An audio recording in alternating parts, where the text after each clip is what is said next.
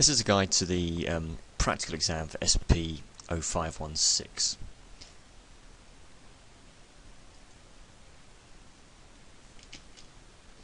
Okay, so as an overview, what I'm going to cover is some general information in terms of the expectations and the conduct of you during the exam, mention about the timetable for the exam, and then talk about the format and what you're going to have to do in the exam.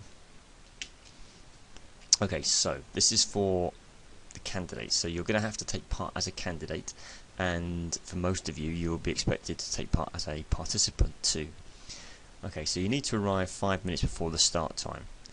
We can't let anybody in who is late, so make sure that you get there. If you're going to come on the metro or you're driving, then make sure that you leave early and make sure that you leave with plenty of time to get there. Okay, there are obviously metro delays and bus delays, so get an earlier service. You are expected to turn up in sports kit. The same rules apply as for normal lab sessions, so you're expected to turn up with that dress code. If you do not turn up with the right clothing, you'll be asked to leave. Okay, and that then makes it a 0 mark.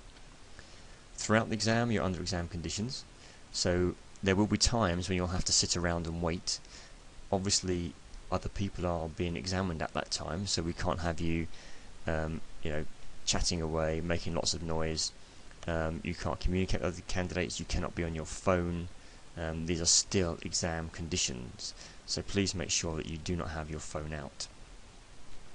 When we get to the actual testing, if you have one go and you cannot use the equipment, you then be given a second chance. If you can't use it at that point, then we'll have to stop you. We don't have unlimited amounts of time for you to keep trying and trying and trying. Okay. If the problem is that the equipment fails, then you can have a go, another attempt, and that would be your first. That would be considered as your first attempt.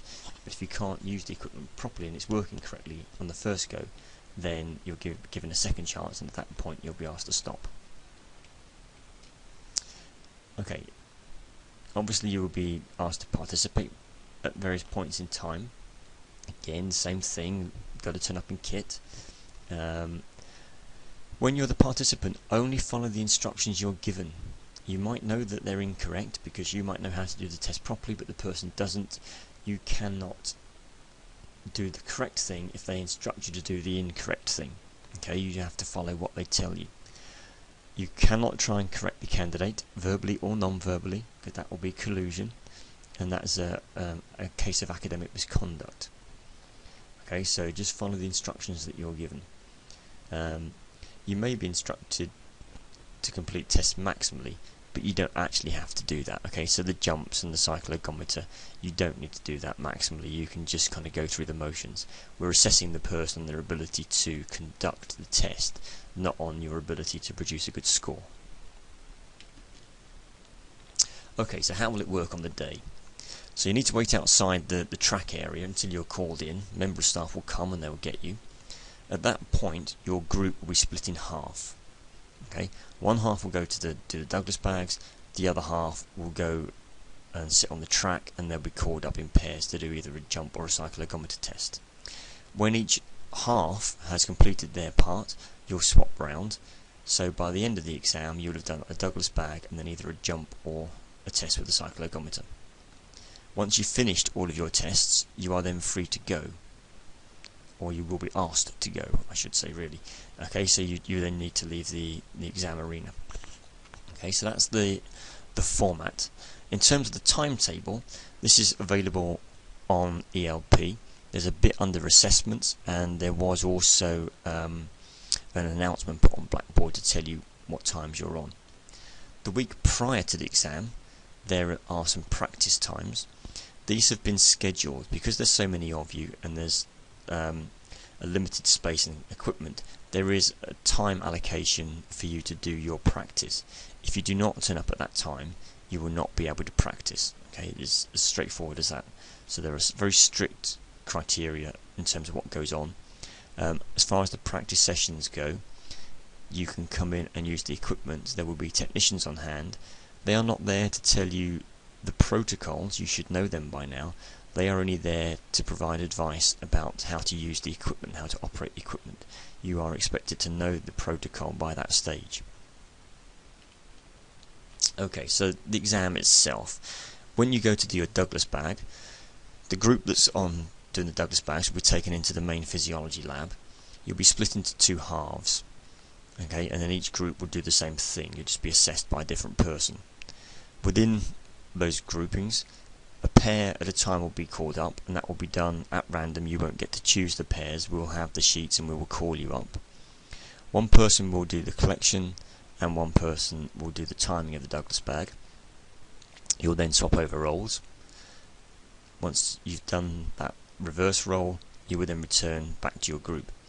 And when everybody in your group has completed a Douglas bag and a timing of a collection, at that point the person who's exercising will be asked to go, and the person exercising will be somebody from the other group, the group that are outside doing the jumps and the cycloergometer test. Once that person is gone, you will be called up one at a time, and you will have to record the FeO2, FeCO2 and VE from the bag. Okay, so you need to empty and analyse the Douglas bag, and you will be expected to be able to write those scores down. So you have to be able to take the right scores off the equipment. The other part of the test, you will either do a jump or set up a cycloergometer. So this test, everyone will be sat out on the track. You will be called in as a pair. One of you will be the tester, one of you will be the participant. You're then expected to describe the test protocol for the person. You don't have to go through a full health and safety briefing, the toilets are over here, we're not expecting a fire alarm, any of that. You don't even need to explain the purpose of the test. You just need to describe the test protocol. Okay, that's all we're interested in. Explain how they perform it. Get the person to perform the test. At that point you'll be asked, is it a good test? Yes or no? And you need to say yes or no, obviously, and if it's no, then why you think it's no. Okay, there isn't time to keep repeating the tests until you get it right. You will then swap roles, and the person that was testing becomes the participant, vice versa, and then you go through the same process. So the tests that you'll be asked to do, it will be either a jump test or setting up the cycloergometer for a Wingate test. If it's a jump test, then it will either be the squat jump, the counter movement jump, or the drop jump, the reactive jump. And when you get in, you'll be told which one of those to do.